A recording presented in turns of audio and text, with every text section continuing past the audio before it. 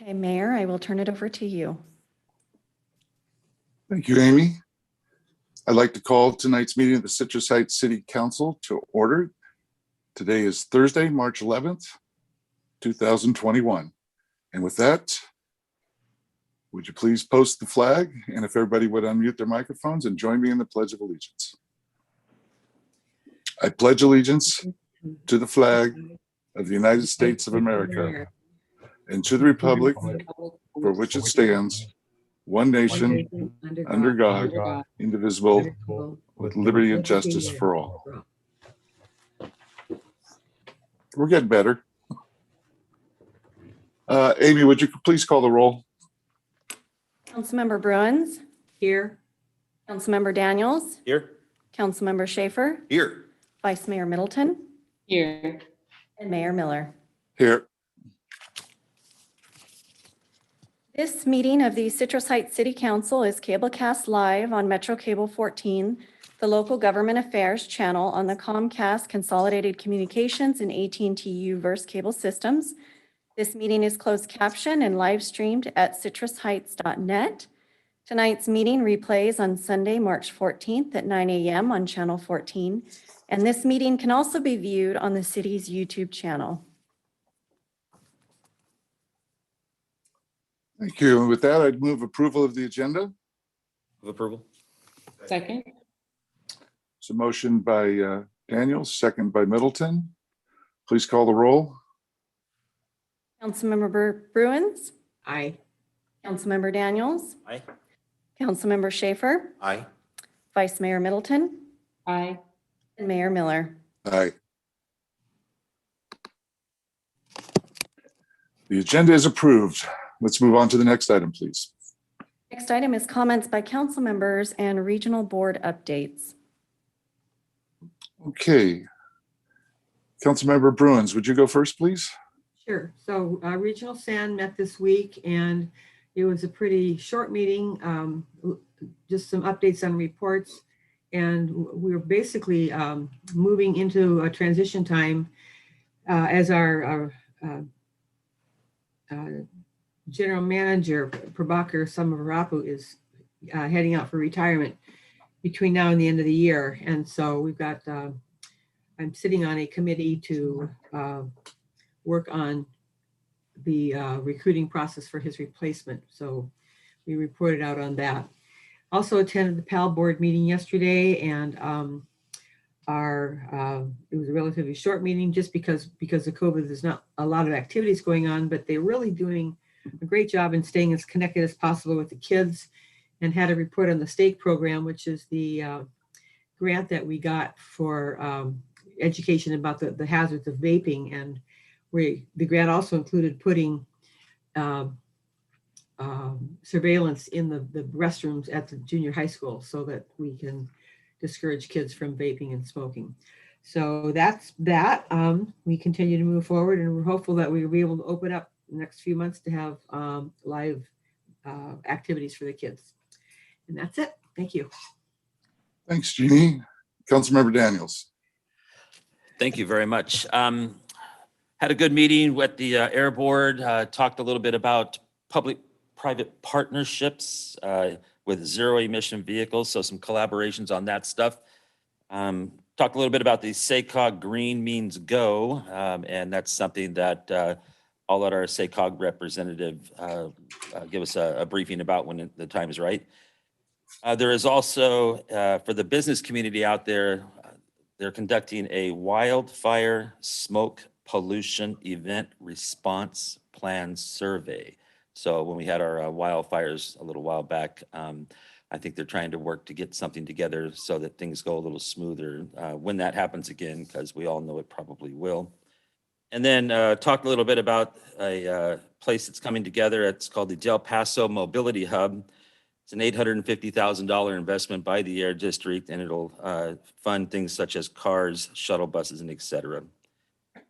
Next up, I would like to talk about the Citrus Heights PD and some recent interactions I've had with some homeless issues and stuff like that. Amazing responses, incredible responses.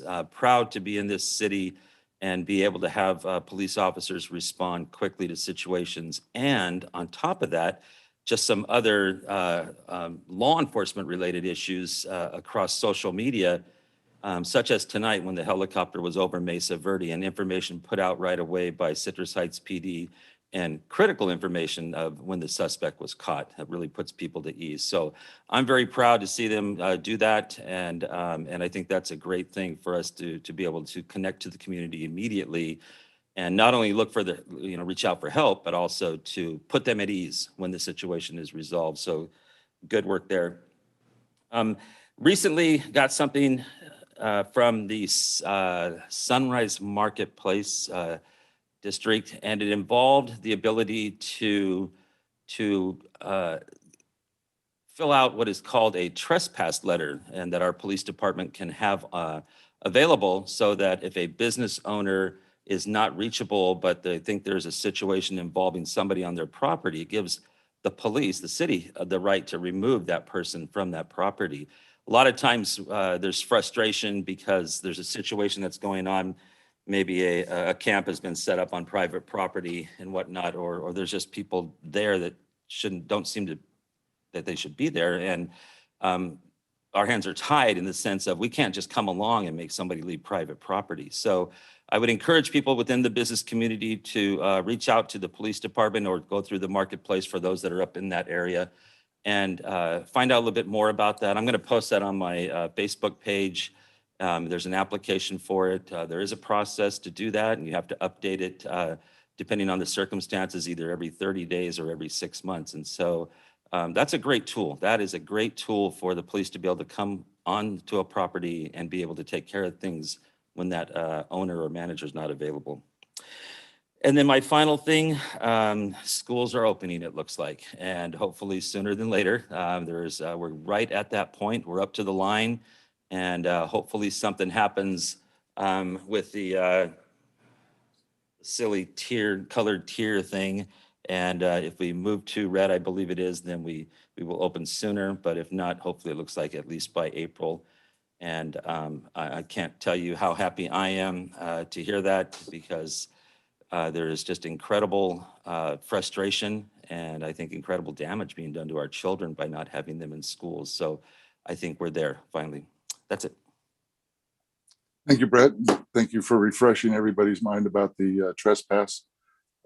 It's been a real successful tool over the years, and I think over time people forget about that. So thanks for bringing that up. Councilmember Schaefer, what have you been up to? Thank you, Mayor.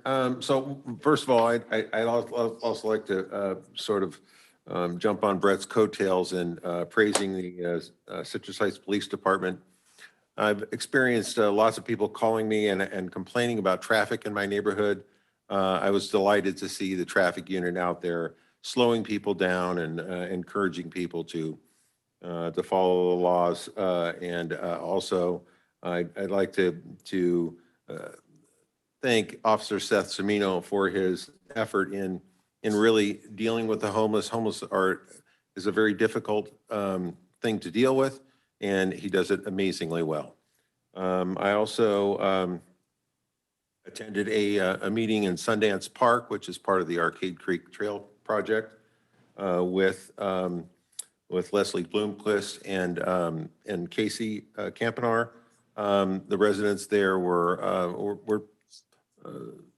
had some concerns, and I was just proud to see how Leslie and Casey handled that and very respectful, and yet at the same time explaining that FEMA has restrictions, so does Caltrans with regard to the improvement of the bridge in that park. So again, it was a very educational experience for me, and like I said, delighted to see Leslie and Casey, how they conducted themselves and at times in adverse conditions. So I also had Sac Metro Cable TV Commission meeting.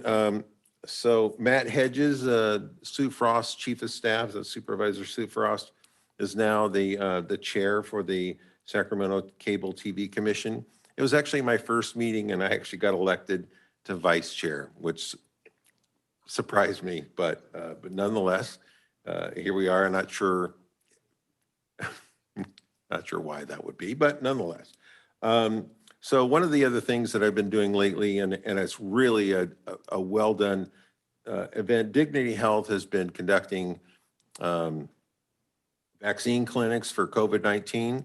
I attended and volunteered for to work 5.5 hours over at Del Campo High School.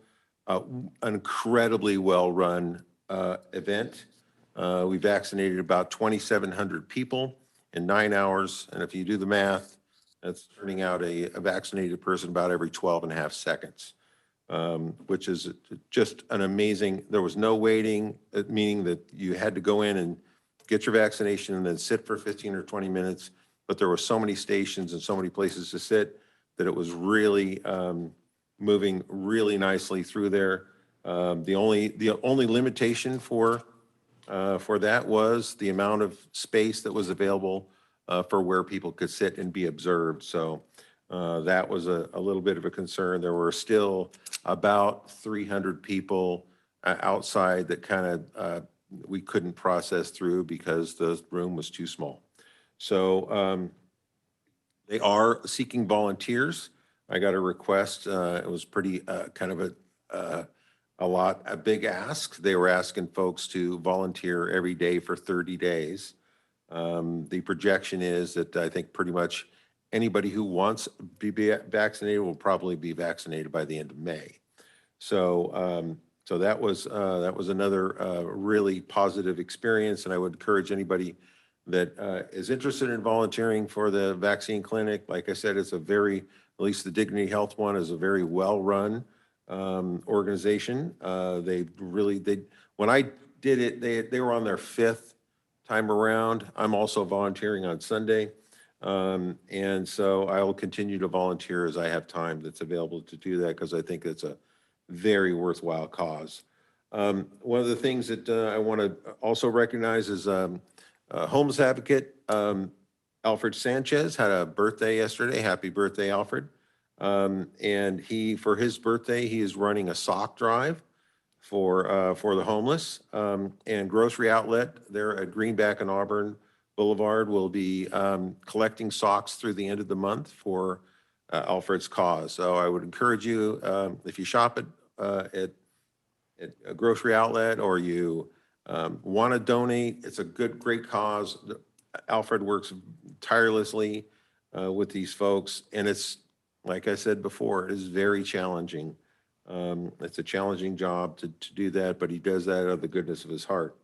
So with that, I've got nice weather coming up. I think the spring is about to be sprung, and let's get out and enjoy the weather, and try to stop by the Sunrise Mall. It's actually quite a pleasant experience to shop there, and really, I'm sure they would appreciate your business there. So with that, that's about all I had. Thank you, Mary, and thank you.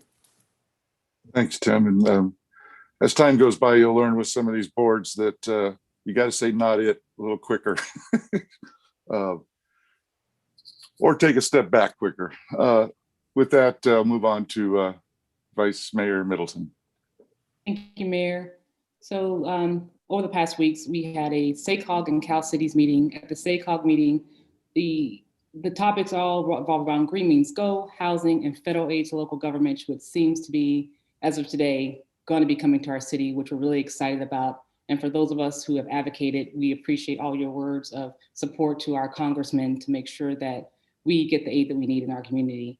And with Green Means Go, we're actually going up there and we're writing letters to our governor. You can go to sacog.org and put in a letter to talk about why we need funding for green projects around our area.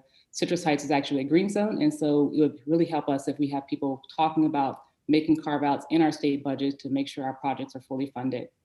And with Cal Cities, we talked about housing. We are constantly talking about housing because there are several bills that are coming up that deal with zoning, density, and all those other types of things. And we're making sure that those are going to actually benefit our local communities. And I am there advocating to make sure that we're doing things that make sense for Citrus Heights. Thank you, Mayor.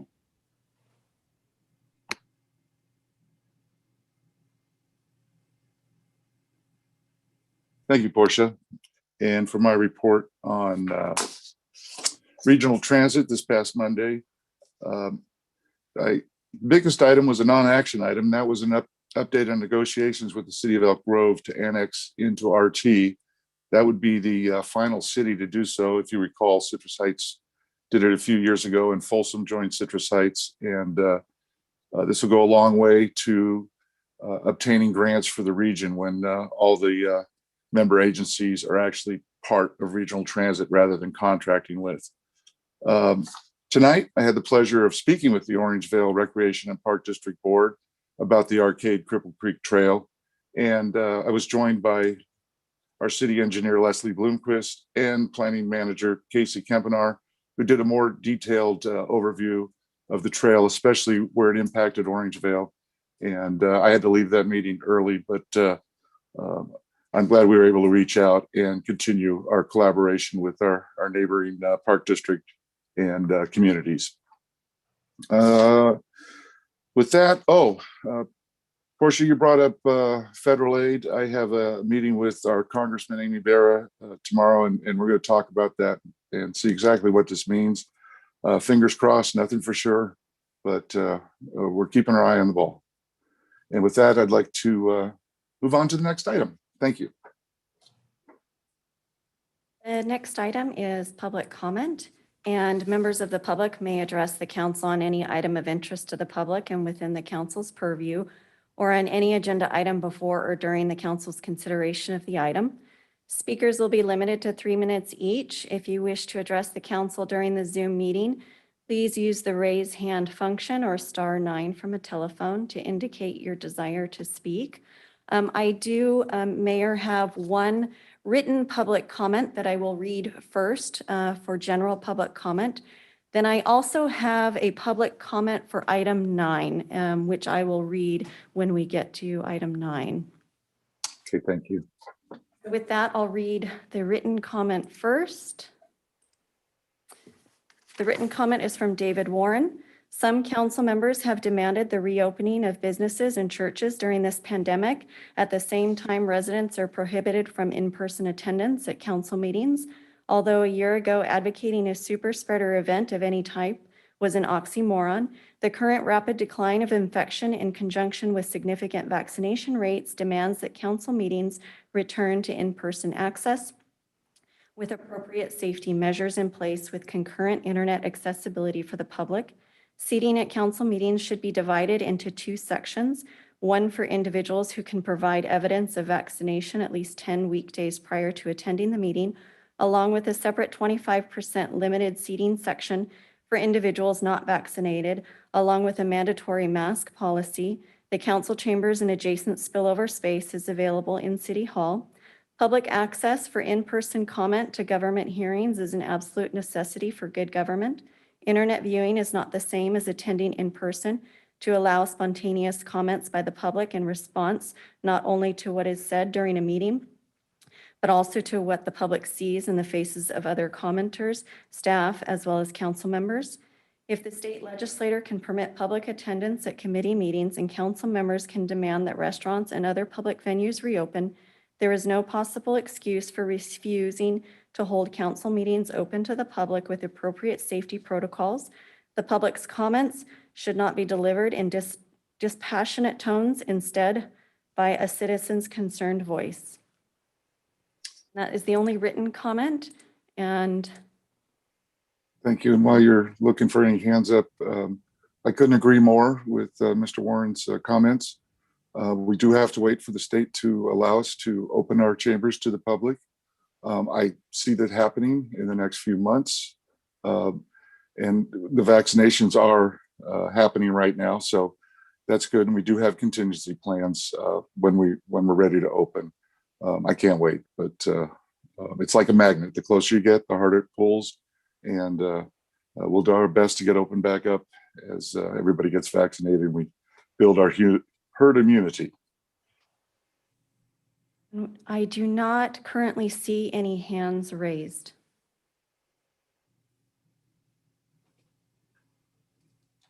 Okay.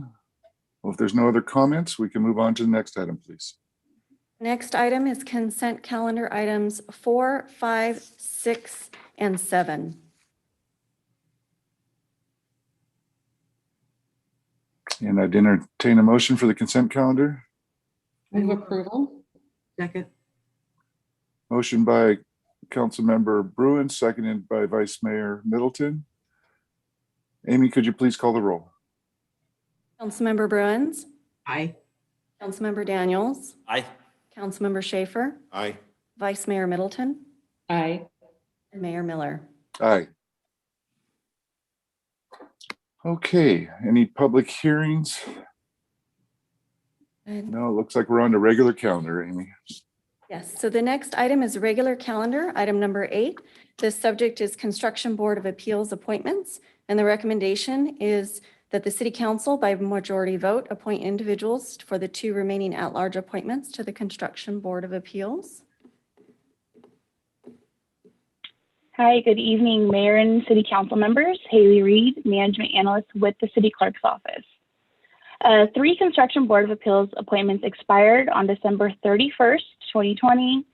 And at the January 14th City Council meeting, Council made 1 appointment for the board from an application received by the City Clerk's Office.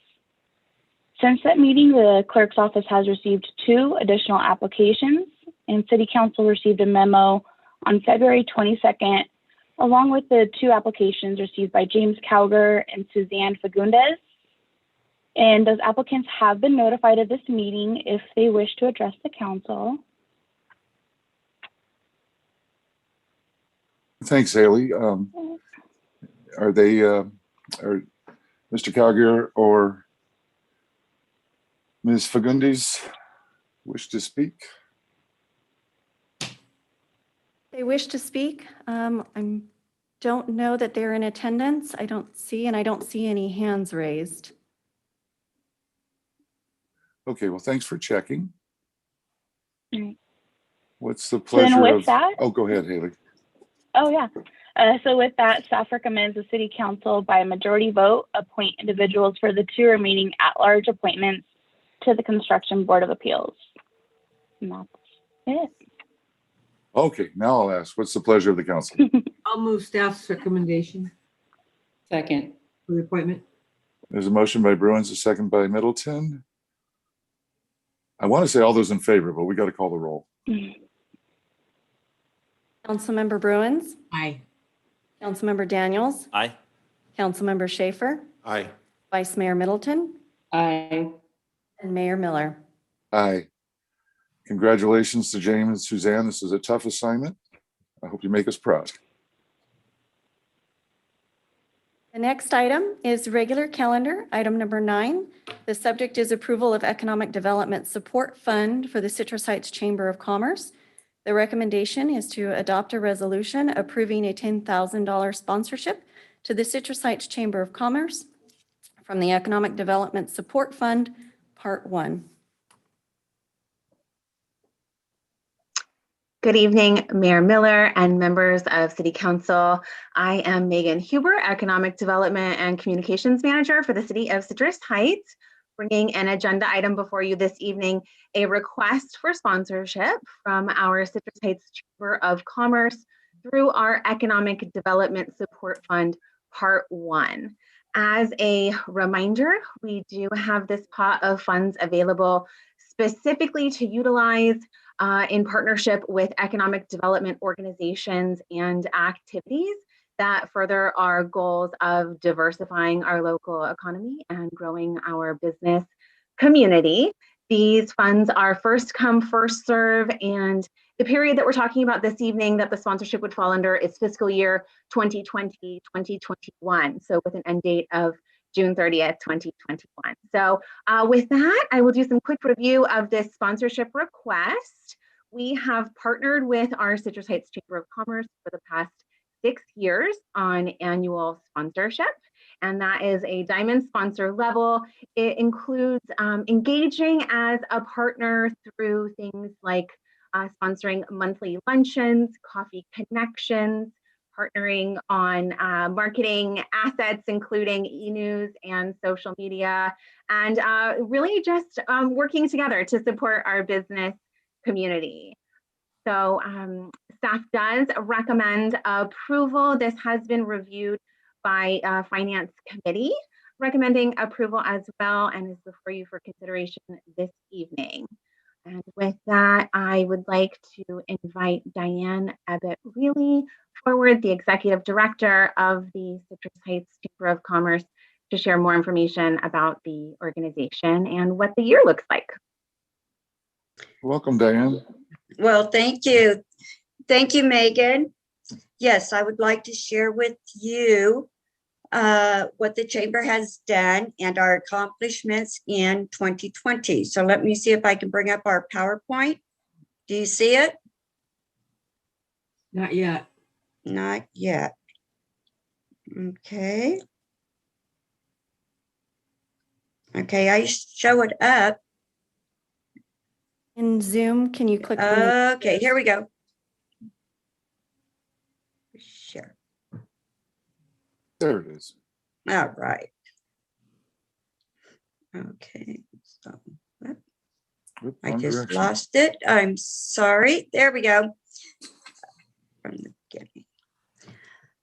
Okay, so the chamber's goals and objectives for 2020. The objectives were to increase membership, hire an executive director, increase member participation at events, increase communication with our members, increase number of board of directors, and create a signature event for the chamber.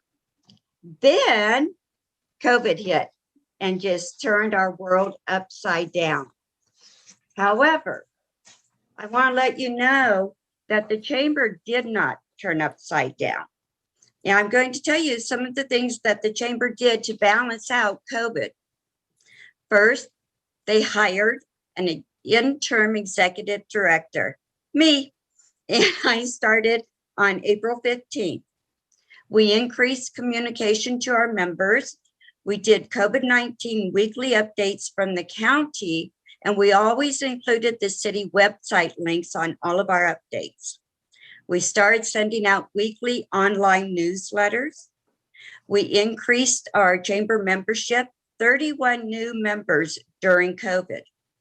Average 5 new members per month, which is the largest average increase in 2 years.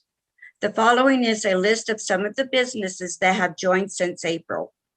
Birdcage Village Apartments, Texas Roadhouse, Maida Hyundai, Walmart Neighborhood Market, Green Acres Nursery and Supply. Renee has been out there working very hard, and she has done a fantastic job with this, with our membership. Now I'd like to share with you the stats for 2020. When we sent out the updates, we averaged an open rate of 26%. May 8th was our first weekly online newsletter with an average open rate of 20%, and that's climbed to about 22%. April 14th was our first virtual lunch meeting with 19 RSVPs. Our last lunch meeting, I believe we had almost 50 RSVPs.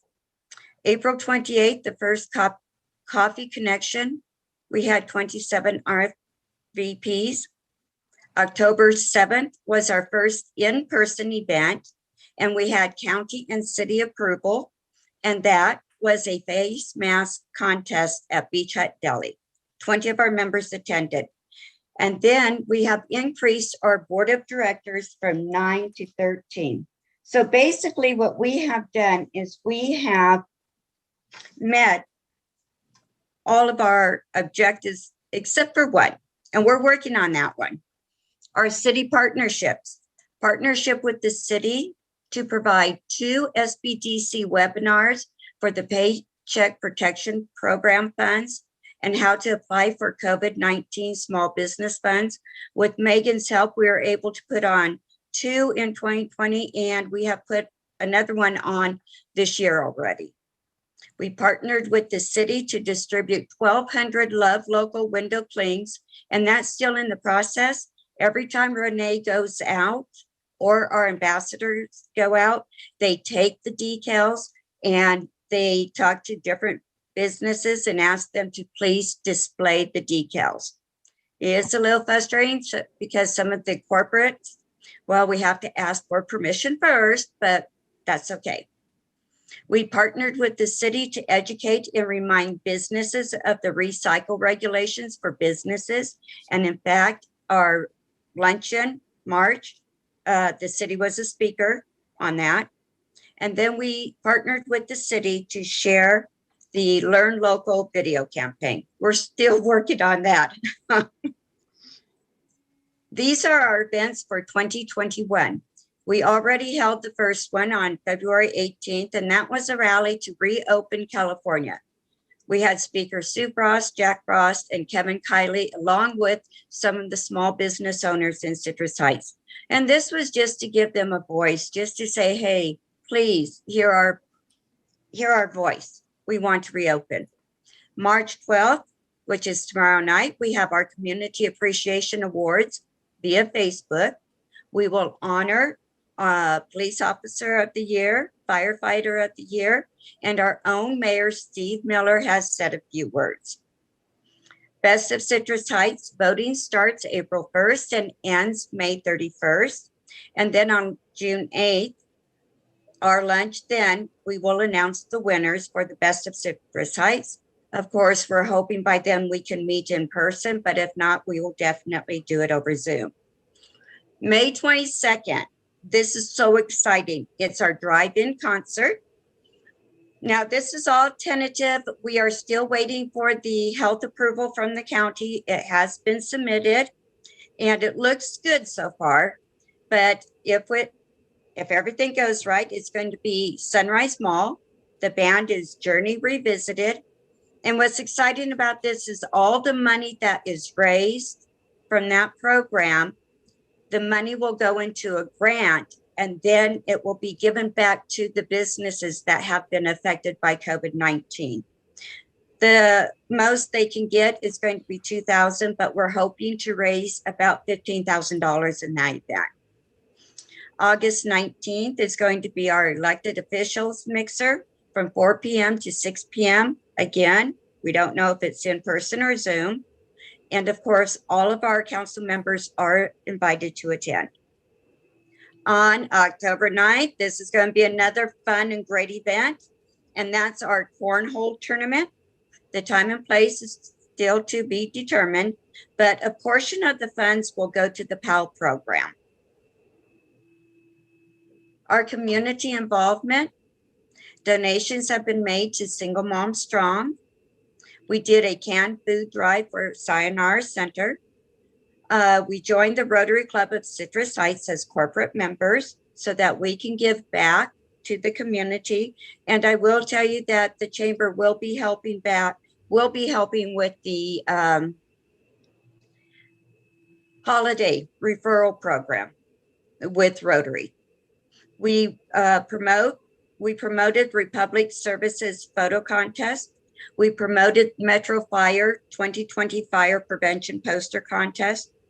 And we support HEART, and I am on the board for HEART and have been for 2 years. That's it. Are there any questions?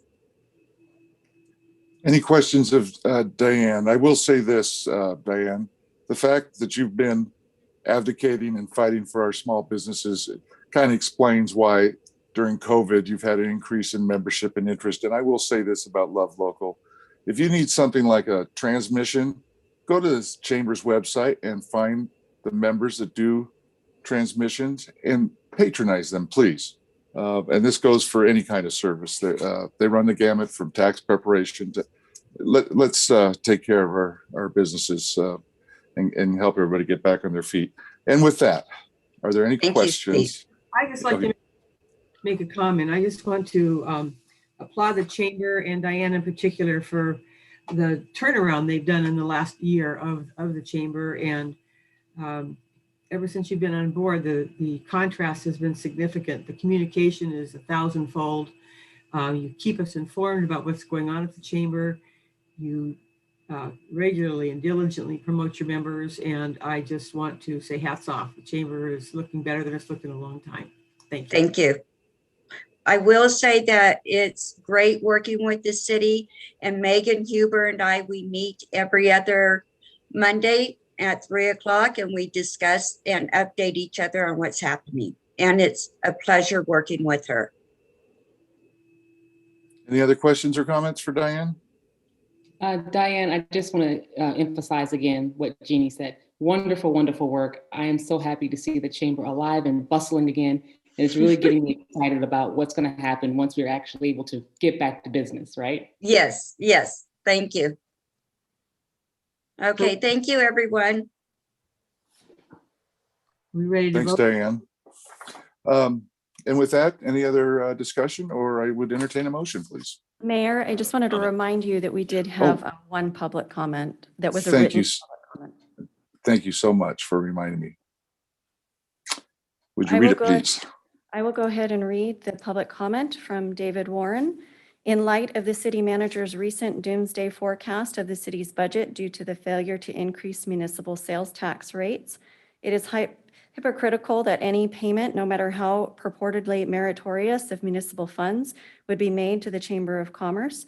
The $150,000 allocated to the Economic Development Support Fund would easily pay for, by way of example, deferred street repairs, the salary of a municipal employee, or all or part of a police officer position, each of which are far more important to residents than the Chamber of Commerce. The City Council must, in light of how the city manager has described the future budget instability, begin immediately to direct all discretionary revenue to maintain municipal activities and cease funding ancillary activities, no matter how meritorious they may be. By way of example, the Chamber of Commerce does not provide police services, road repairs, or any other of the numerous municipal services. California Chamber of Commerce does not receive an appropriation from the state of California, which begs the question, why should the Citrus Heights Chamber ask for a government subsidy? As advocates of private enterprise, the chamber members should follow their own philosophy and be self-supporting. Until the city's budget recovers, all funds in the Economic Development Support Fund, as well as similar discretionary funds, must be redirected to maintaining our current level of municipal services. If the city has to tighten its belt, it should not be on the backs of our employees.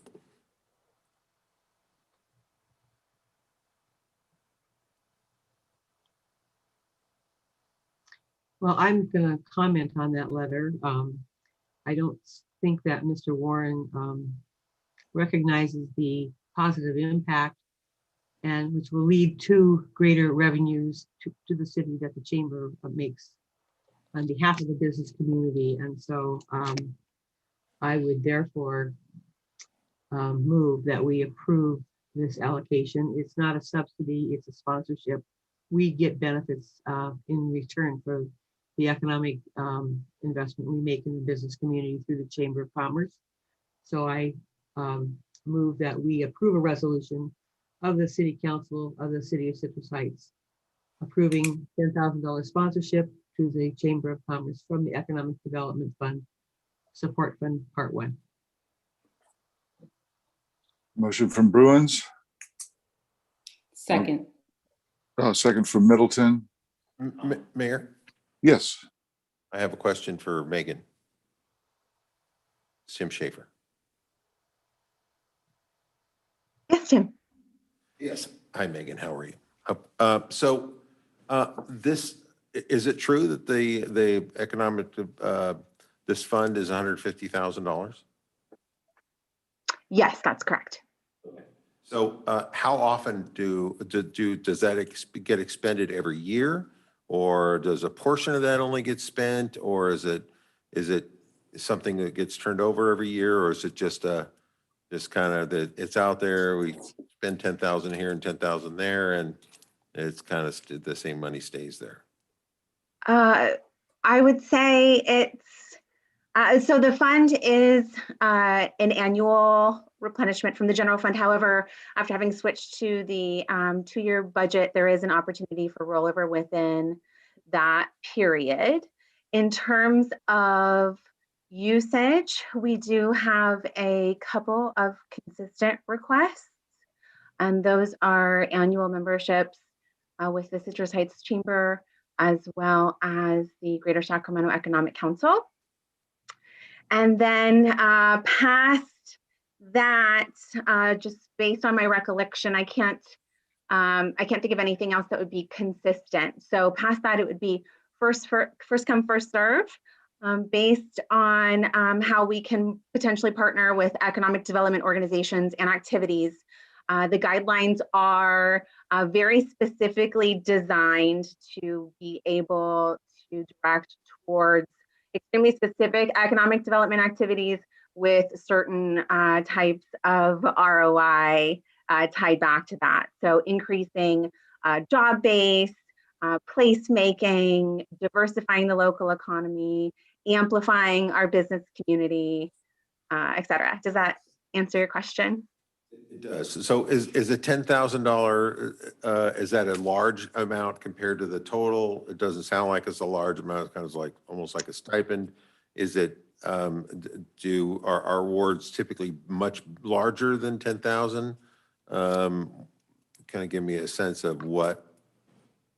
Yes. Well, I have about 2 years experience with this fund, so I can speak to my direct experience. Generally, the chamber sponsorship has been around $10,000, and then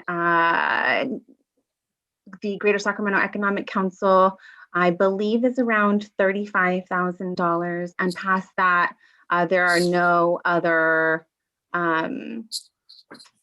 large bites at that apple. Thank you. So all in all, my staff opinion would be this is a great value for the strong partnership that we have with our chamber. Thanks, Megan. Appreciate it. And Megan, isn't the money allocated on an application basis? It's there to be applied for. And if Yes, it's not used, then it's not used. correct. Yes, thank you for bringing that up, Councilmember Bruins. It is on an application basis, first come, first serve. So we do our best to share that opportunity, but it's up to an interested organization or party to complete an application. Mayor, I have a comment. Go ahead. Hi, thank you. You know, I think the public comment was very well taken. You know, and at a time when we're not filling vacancies, we have budget issues and stuff like that. We should really be looking to cut as much as we can. But I think it's very important for people to understand that with the federal somewhat COVID relief bill that was passed, that is something that is going to help the city tremendously.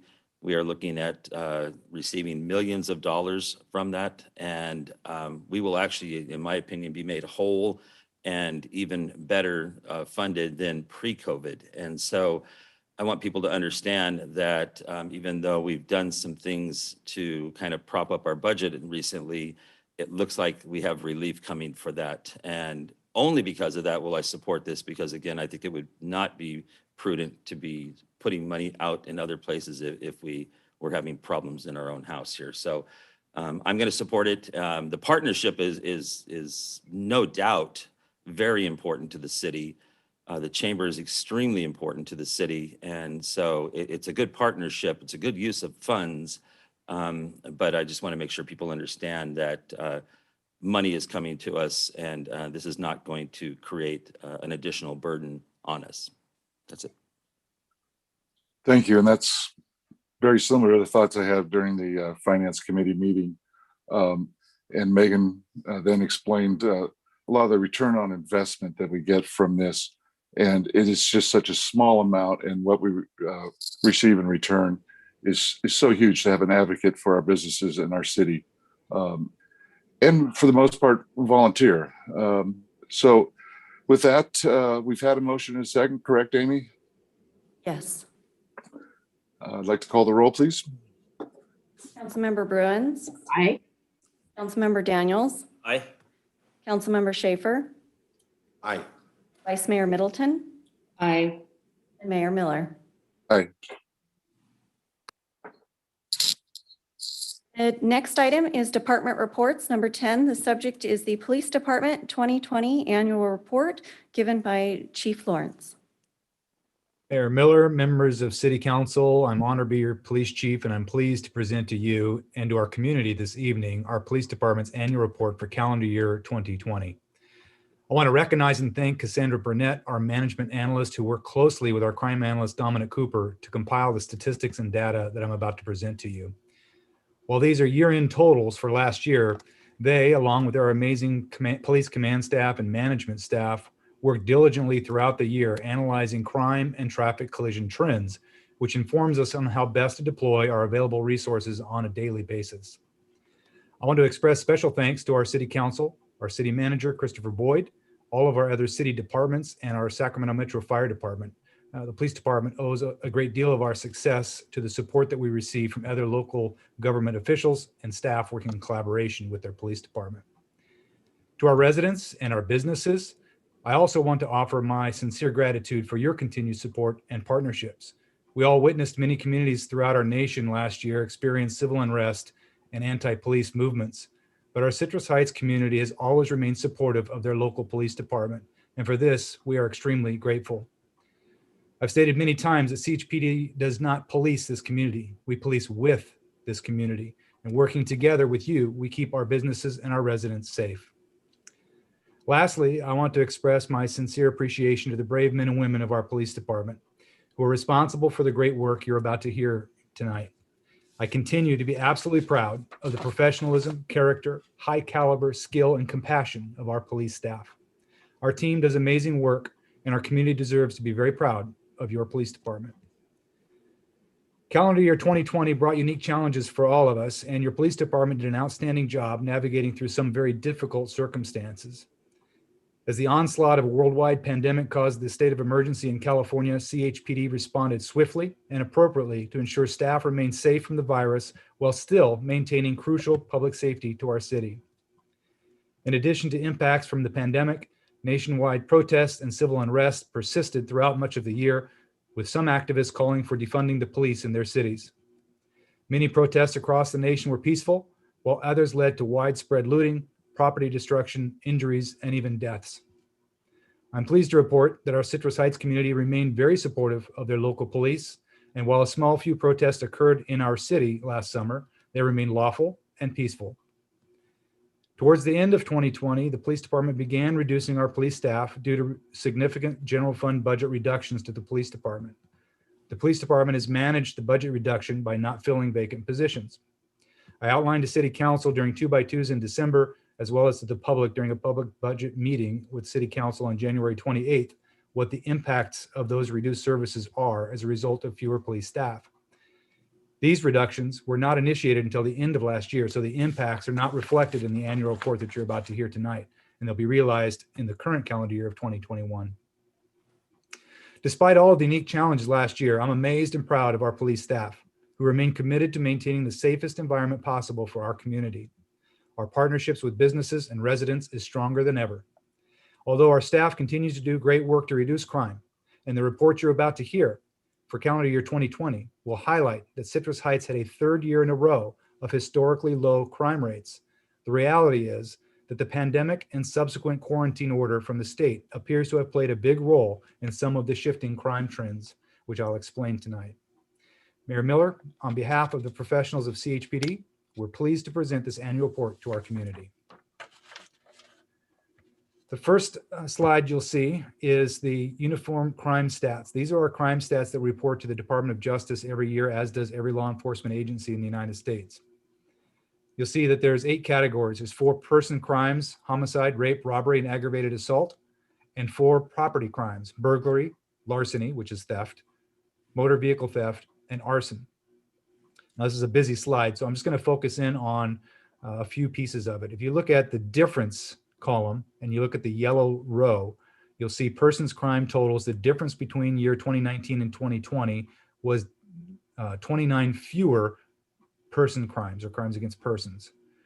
And then going lower down to property crime totals, you'll see the difference between 2020 and 2019. There were 117 fewer property crimes, for a total of 146 fewer victims in Citrus Heights last year compared to 2019. In a minute, I'm going to break down some of those, particularly burglary, which you'll see there were 31 fewer burglaries and 97 fewer larcenies, which I'll explain. on the next slide. So we had, in analyzing the crime from last year, we realized a reduction of 31% in residential burglaries. And in looking at that statistic and analyzing what we believe happened, it's clear that people being home during the quarantine was a result of fewer burglaries because there were people home and therefore fewer residential burglaries. Conversely, you see we had an increase in commercial burglaries by 18%. That's because there were a lot of businesses that were closed and they were not staffed, and so therefore they became crimes of opportunities with nobody there and no foot traffic. Our vehicle burglaries were down by 11%. Again, that's probably because fewer people were going to the gyms. They weren't working out, they were staying home, and so there was less vehicles parked around our city. Shoplifting likewise went down by 17% simply because there were fewer shoppers because of businesses being closed.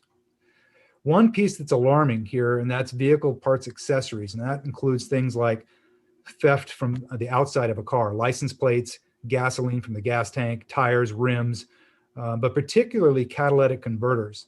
The theft of catalytic converters has been a rash, not only in our region, but through our entire state, particularly in the Bay Area. And we've been working very closely with our allied partners on combating this crime. You'll see there we had an increase of 468% in catalytic converter thefts in 2020. We had 205 thefts compared to only 35 in 2019. So there's actively a regional task force being put together to combat catalytic converter theft. These thieves will steal it. They steal it very quickly, and then they take the catalytic converter and they will take it to a scrap yard and get cash for the scrapped metal. In the bottom half of this slide here, you'll see there the arson comparison, and that's because we did have a slight increase in arsons last year in 2020, and I wanted to break that down for you. One of them was homeless related to somebody wanting to keep warm. We had 4 that were related to homelessness, and those ended up being criminal investigations. 3 of those arsons were related to domestic violence and were criminal investigations. And then there were 6 others that were somewhat random and not really tied to anything. In fact, one of them, you may recall, was a theft of an American flag from the front of somebody's house that later got burned. And we found those suspects. It was a couple of teenagers that we got a confession from and an arrest. This slide shows our crime trends. This is our uniform crime reporting trend for the entire history of the police department. Now, typically, when we look at crime trends, we'll only go back about 5 years because that's usually what's most useful. But because we're such a young agency, we only incorporated in June of 2006, which gives us the opportunity to have one slide that pretty much shows the entire history of your police department. And the nice thing about this slide is this clearly shows why it's so important that we have our own police department. You can see here how over the years since 2007, your police department, working with our community, have driven down crime year after year after year. And particularly the last 3 years, you can see there we've had historic lows. Now there's an asterisk by 2020, as I mentioned, because the pandemic, I believe, played a big role in some of those crime trends. But nonetheless, overall, since 2007, you can see our success here in fighting crime in Citrus Heights. Our traffic statistics here, and again, I'm just going to call your attention to the difference. In about the middle of that slide, you'll see 2019 versus 2020 difference. The first row is fatalities. You'll see that we had 3 fatalities in 2020. We had 0 in 2019. However, when you look back at years before 2019, year 2018, 2017, 2016, for a city our size with the amount of traffic that we have, 2020 was more in line with the average of previous years. Any fatality is tragic, and we want to avoid them at all costs. And we try to do the best we can to enforce traffic laws and make sure that we're addressing those trends. But 2020 at 3 is more in line with the 5-year average. Injury collisions were down by 55 collisions in 2020, and property collisions were down by 7, for a total of 59 fewer crashes in 2020 compared to 2019. Our police department issued 11,573 traffic-related citations last year. We had 291 DUI arrests and 80 DUI collisions, and 54 collisions were a result from red light traffic violations. This slide shows our entire history of our traffic collisions since 2007. And you can see here, when we first became a police department, I know City Manager Boyd was the police chief, he'll be the first to tell you that one of the first things they tackled was traffic collisions because there were a lot.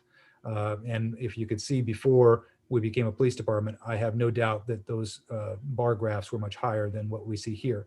But you can see how our traffic enforcement, a focused effort, a strategic placement of our traffic unit has driven down traffic collision. And what's interesting about this slide is if you look about 2012, year 2012, you can see that the traffic collisions kind of flatline. And you see the trend there, with the exception of 2016, they kind of float between 600 and 800 traffic collisions. And what that tells us is that with a city of our size, with a city with our type of roadways, arterial roadways, surface streets, with the amount of traffic that drives in and out of our cities, and with the amount of resources that we have for enforcement, you can probably guarantee that that trend line is going to continue between 600 and 800 collisions moving forward, if all things stay equal as they are today. This slide demonstrates some of our service statistics. The top left there, you see field operations. Our patrol calls were 46,341 times. That's how many times people picked up the phone and called us for some type of help. There were 22,500 officer-initiated activities, which is when an officer stops a car or a pedestrian does something proactive. We weren't called to it, we did it proactively. We made 890 felony arrests last year and 896 misdemeanor arrests. Now, those misdemeanor arrests are only about half of what we normally see. And because of the fewer misdemeanor arrests, that's another thing that we attribute to the pandemic. There were periods of time in the springtime and the early summer when the pandemic first struck that the county jail was actually having periods of time where they weren't taking any new arrests. So unless it was a felony arrest, they were not taking any misdemeanors. So you can understand why misdemeanor arrests are down. When we put all of our field operations incidents together, code enforcement, animal control, patrol, we handled almost 75,000 total field incidents in the police department last year. That middle column there highlights our dispatch activity. And I really want to take a minute and highlight their work, because our dispatchers that's an extremely busy unit. If you've ever been in there, they really are handling a high volume of calls and dispatching of emergency resources, allied agency calls, 911 calls. You can see there we handled 143,000 incoming calls, 57,500 of those were 911 calls. 72 of them were text to 911, which is a new program that only started a year or two ago, but it's something that we tend to do here. And I'm proud to say too that we were one of the first agencies in our region to begin text to 911. And then the last thing there, you'll see there that we answered 911 calls in 15 seconds or less, 97.12% of the time. What's important about this is the industry standard, the requirement is that we answer 911 calls in less than 15 seconds, 90% of the time. Well, your dispatch center is 97.12% of the time. And I'm proud to say they do a fantastic job at managing those calls for service. Our records unit handled 21,000 business calls, 4,200 patrons to our lobby. That's lower than average too. Normally we have about 13 to 15,000 people, but our lobby's been closed, or we literally closed the lobby through the pandemic. It remains closed today, but we were still able to help our clients in the front parking lot. And I'm proud of our record supervisor, Tiffany Campbell, and her staff, who've done a great job at managing people who come to the police department for help, because we're still open for business and always have been through all of last year. Of course, they handled 10,000 cases approved and 1,300 online reports. Our volunteers, we sent home for most of the year, but we've brought some of them back now. But even despite that, they still were able to donate 5,000 hours of their personal time to the police department. And God bless them, they did a great job. We miss them. Most of them are still out. We want to get them back. And I'm looking forward to having them back into our family soon, because they really are a part of our fabric in our police department. And for any volunteers that are listening to this tonight, we miss you and we want you back soon. Last year in 2020, our dispatch center, we had our first full communication center evacuation drill. We did this in the event we needed to still maintain 911 communications in the event we needed to evacuate the police facility. And I'm very proud of our 3 police communication supervisors and their manager. That was quite the accomplishment. If you can imagine moving the entire unit out of the building and still being able to manage 911 calls is a pretty amazing objective that they met. Our traffic unit was successful in securing a $161,000 Office of Traffic Safety grant for DUI and traffic-related activities. They conducted 75 checkpoints and saturations to our city last year, which has helped reduce our DUI collisions. Our life-saving, we have a lot of life-saving methods here in Citrus Heights. Narcan is a fast-acting remedy for an opioid overdose. The department receives these doses from the county at a nominal cost, and our officers are trained on how to safely administer Narcan. And in 2020, we administered Narcan 7 times on a total of 5 individuals. Of the 5 individuals who received Narcan, 4 of them were revived immediately and survived, and 1 was still unconscious when they were transported to the hospital. So remarkable work there, saving lives out there. And another one is the automatic external defibrillator, the AEDs. We went online with this in February of last year. We currently have 10 of them deployed in the field. In 2020, they were deployed on 8 different occasions. Of those, there were 3, what we call 3 field saves. And field saves are keeping the victims alive until fire or paramedics responded to take over life-saving measures. So proud to say that your police department is out there saving lives. The next slide, I'm not going to touch all of these things just for sake of time, but the top left then one there, you see this is narcotics or illegal drugs that are booked into our property and evidence. Tremendous amount of work that goes on in our property and evidence. Our CSI folks do a great job in there maintaining that. The middle column there, you can see firearms taken off of our streets, confiscated 131 firearms in our city. 12 of those were confiscated, are called ghost guns. They didn't have any serial numbers associated with them. 46 of them were domestic violence related confiscations. And then 22 were outside agency. And most of the outside agency ones were Detective Morans, who's assigned to the United States Postal Service. And they interdict mail packages that come in with illegal items. 22, or many of those 22 were packages in the mail that contained illegal firearms. And then 33 were for safekeeping. We had 48 deployments of our BAIT program there in the middle, in the orange, and you're familiar with our BAIT program. This is property that we deploy throughout the city in high crime areas that have detection devices where we're able to track down the felons that steal them and arrest them. We were successful at arresting 32 felons last year with our BAIT program. And then sideshows, I want to touch on this a little bit because this is a growing trend in Northern California particularly, but all throughout our entire state. But our region's not immune to this.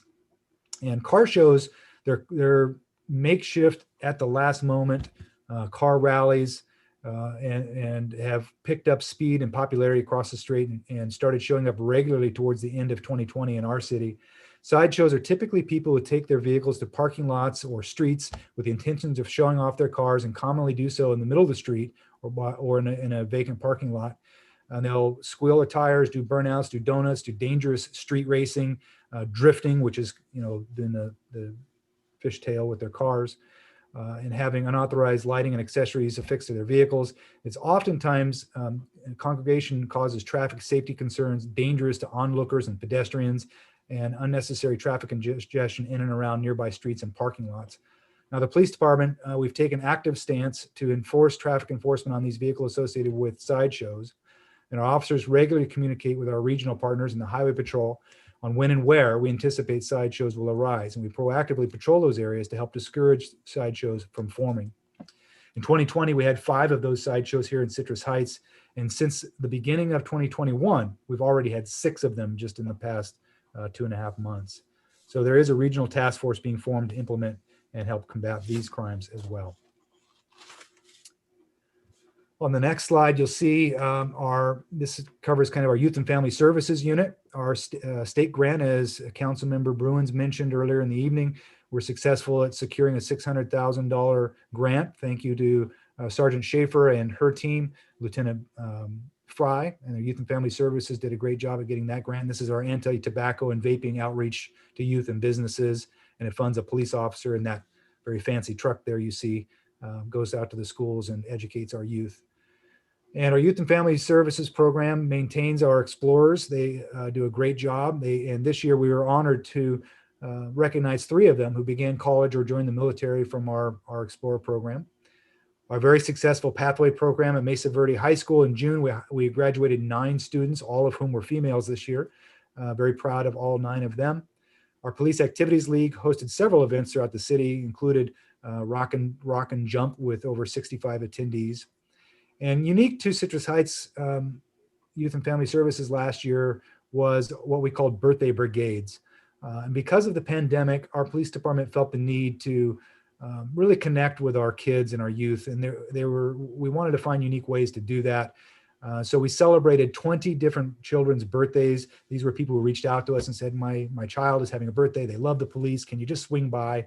And so I'm proud of our patrol teams and our youth and family services teams who really kind of put this together. Obviously, it's time when time permitted to do it, but our officers were proud to do that and be a part of that and kind of outreach to our kids in a very unique way. And then, of course, we had our National Read to Kids Day this year where our department members took time to read to kids. Some of those were virtual. This slide shows our work at code enforcement. We had over 1,200 code enforcement cases last year. Our rental housing inspection unit, which is, as you know, a new unit we started, they investigated 534 houses, uncovering over 1,500 violations. And I want to highlight that for just a minute because this program has been wildly successful. These are often tenants who are afraid to speak out. Some of them, English is not their first language. Some of them don't know how to get help if they've got violations in their apartment or their rental unit. And sometimes the tenants, or the landlords don't know what the violations are. So there's a communication gap.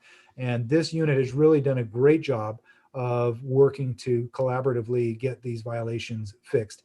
And it's not a heavy-handed response.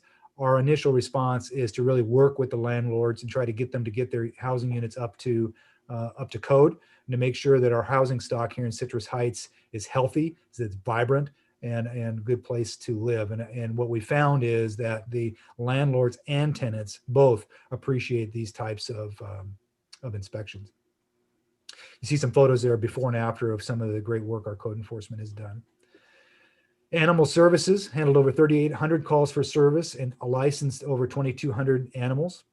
And in the middle of the screen there, you see our Navigator program, very successful, continues to be successful. Our Navigator, she handled housing and transitional housing, over 100 people there, 106 people were housed, assisted 43 with people with getting ID cards, 43 bus passes. We helped 4 veterans last year. Now, the little block in the middle there, I want to spend a little time on in the purple box, the mental health. We have our mobile crisis support team, and this is our mental health professional. It's an advocate with the county who rides with one of our police officers 4 days a week. Great program. And so when we have a mental health crisis, if that team is available, they go to the call. We had 248 referrals. And what's nice is it's not just a go to the call and handle it. That mental health professional is able to work a case management with that individual and help them long-term to hopefully get them to the right services and help that they need. In totality, last year, we had 348 mental health holds. Now, I'll share with you that right now, the police chiefs in our county are working with the county health department, Health and Human Services, on what potentially will be a non-police response to mental health crisis calls, non-violent, non-criminal calls that currently come into our 911 center. And because the resources for mental health are just not there, our police officers tend to be the de facto resource that goes out there. But the Health and Human Services are working on a plan and funding through the county to work with us and partner with us on responding to these calls so that the police don't have to be burdened with non-criminal, non-violent calls. So more to come on that, but I think that's a step in the right direction. In the middle of the screen there, at the bottom, you see our unmanned aerial systems, our UASs or our drones. We currently have 6 of them in service. We have 11 certified pilots. 65 hours were logged last year in 2020 with 437 flights.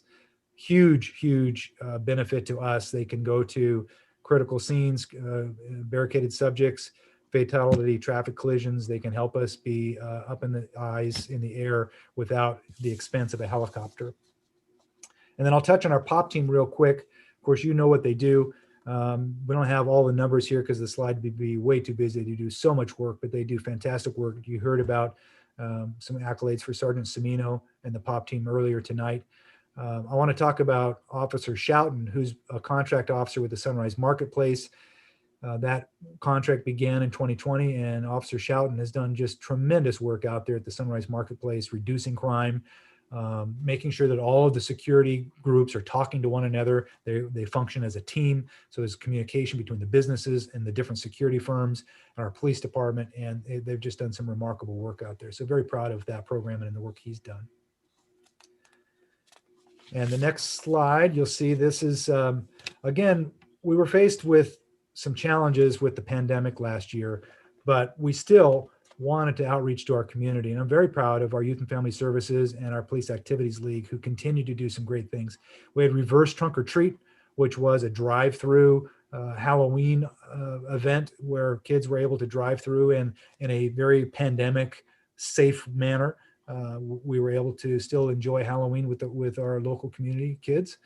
And Miracle on Fountain Square was another great program that Sergeant Schaefer and the Youth and Family Services team put together with our PAL that allowed our community to celebrate the holidays and Christmas time. And this, if you think back, by the end of the calendar year, people were just desperate for some type of community engagement and event. And I'm proud to say that your police department was able to facilitate that and offer some of those things. Our holiday referral program was still pulled off. Tiffany Campbell and many of our staff did an amazing work, benefiting over 250 citizens. 27 families were adopted, hundreds of toys and gifts donated to the Sayonara Center, $5,000 in cash and gift cards were donated and shared. And of course, our popular Shop with the Cop was continued with a great donation from Walmart.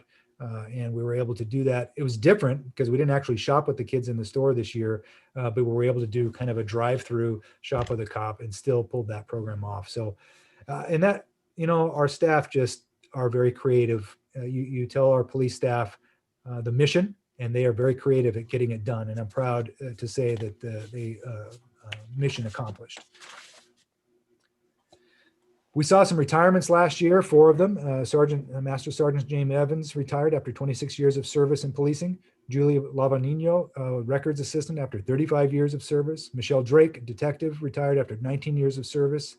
And one of our police canines, Axel, retired after 4 years of service. So we're at a time in our history of our police department where we're starting to see our retirements increase. So it's bittersweet, but it's always happy to see them right off into the next chapter of their lives. And then lastly, we had some promotions. Nicole Gehring was promoted to lieutenant, Jeremy Garrison to master sergeant, Kyle Schoberg to sergeant. We had 2 reserve officers that were promoted to police officer, Chase Faithy and Dennis Wibbenhurst. And then on the right side of your screen there, you'll see corporals. Now, this is a new program to Citrus Heights. It's not a rank, it's a specialty assignment, but this is part of our succession planning here in Citrus Heights. We created this program. In our non-sworn, the professional staff side of our police department, these are our records clerks, our dispatch, our CSI. We have a similar level called seniors, and they're able to be kind of an assistant to the supervisor. Our corporals do the same thing. They're assistants to the supervisor, but it allows the corporals to experience some leadership and be prepared for that next step in their leadership career. So you see there the 6 individuals who have been assigned to the corporal position. And with that, Mr. Mayor, that concludes my presentation. Be happy to answer any questions that you or council might have. Thank you for the great presentation. I'm so proud of the men and women of the Citrus Heights Police Department. I don't think words would do it any justice. So with that, I'd open it up for questions to the council members, and I'm sure statements were all. Anybody? Mayor? Go ahead, Tim. Thank you, Chief Lawrence, for a well-done presentation. And I have to make I'm a little embarrassed that I referred to Sergeant Cimino as Officer Cimino. No offense intended there, Seth. I'm sure you worked very hard for that rank. So again, well done to the chief, and I'm so proud of the Citrus Heights Police Department. Thank you. Thank you. I just want to thank you for your presentation, Chief Lawrence. I think it's so important for us to see all that you do. And so much of it is done not always in the public eye, but it's the foundation of what provides our police department to have the level of success that you have. And I love your statement that you don't police our community, you police with our community. And I would say to a person that we agree with that statement. And we still stand out as far as I know within the state of California with having the most innovative, creative, and effective police department around. And so I just want to thank you for your leadership and for how you have advanced the careers of the people that report to you. It's exciting to see an officer that starts as a police officer come up through the ranks. And over the years, I've had the pleasure of seeing that. I'm always sad when they leave, when they retire. But the fact that we shed tears over that is another a sample of the evidence of how much we love our police department, all the men and women that give up their lives daily for the protection of our community. So thank you, and thanks to all of them for all that they do. Thank you. I'll go next. Let me just say it's remarkable, but not surprising. You know, there's just about no greater calling than law enforcement, because without law and order, you don't have society. And so, and in this day and age, it's a tough job. And so I'm extremely proud of those that want to do it and do it so well. There's so much in this presentation that could be called out as just incredible examples of the difference in what we have today in Citrus Heights and what we had before we became a city. It's just remarkable. And we do have people, and you know, it's all about what we want and what we tolerate, and that's a good thing. But we still have people that I think either didn't live here or just don't know that difference. And so what we have today is something that is off the chart better than what we had before we became a city. And I'll just call out one thing, and that's 97% of 911 calls, 57,000 of those, 97% answered in less than 15 seconds is remarkable. When you're dialing 911, you want somebody to answer the phone immediately, and every second just seems like forever. And so I'm extremely proud that the city can do such a thing. And I just want to thank the chief and thank all of the members of the department. You are remarkable, and we are very blessed to have you. Thank you. Thank you. I'll offer Thank a you. couple comments. Oh, go ahead.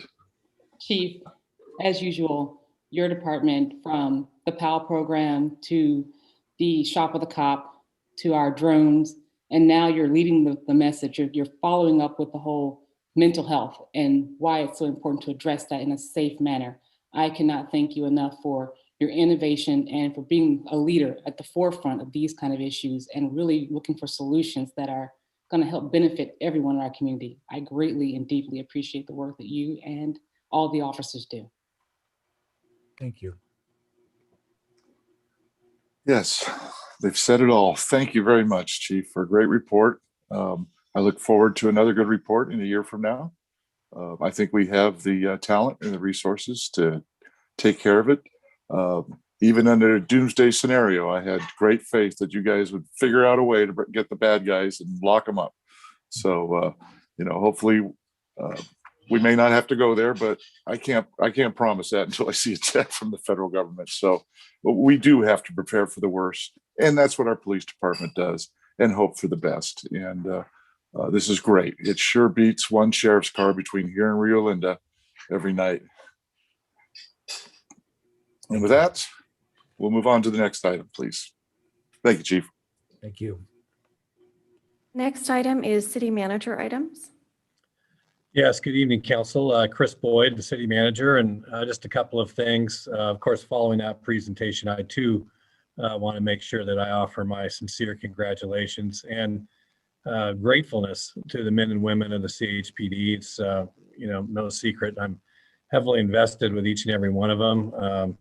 Probably hired most of them, and I just you know, I just think the world of them, and that really shined through tonight. But I particularly wanted to really thank and acknowledge Chief Lawrence, extraordinary leader. You're not going to find a better police chief anywhere in law enforcement. We're very blessed to have you, Chief, and You just do an extraordinary job. So congratulations and thank you. Just a couple other things, Council.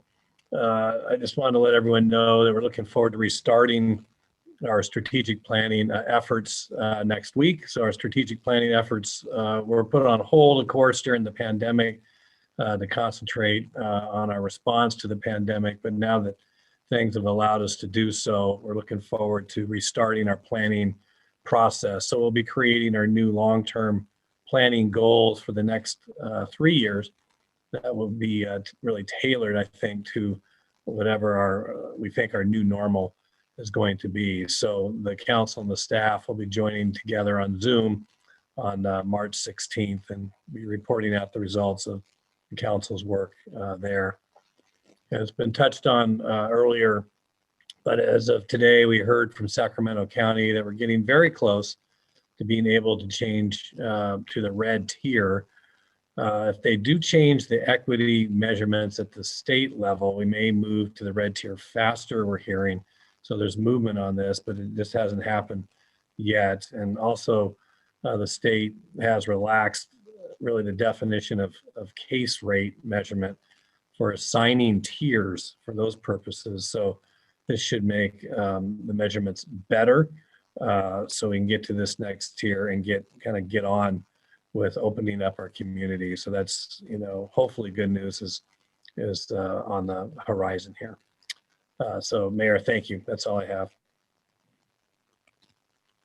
Thank you, Chris. Next item, please. Next item is items requested by council members or future agenda items.